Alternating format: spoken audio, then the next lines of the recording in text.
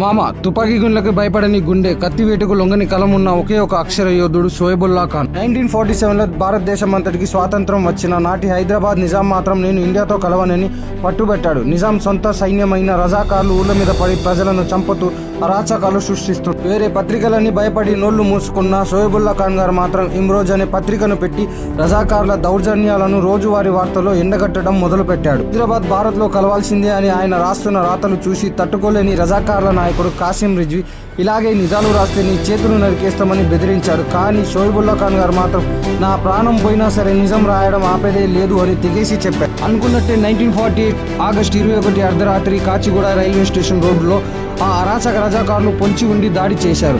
వెన్ను పట్టి నిజాలు రాసిన ఆయన కుడి చేతిని కత్తితో దారుణంగా నరికేసి తుపాకులతో కాల్చేశారు. ప్రాణాలతో పోరాడుతూ మరుసటి రోజు ఆగస్టు 22న ఆయన అమరుడు అయ్యారు. ఒక మతం కంటే ఈ నేల స్వేచ్ఛే ముఖ్యమని తన రక్తంతో చరిత్ర రాసిన ఈ వీరుడి త్యాగం ప్రతి తెలుగువాడు తెలుసుకోవాలి.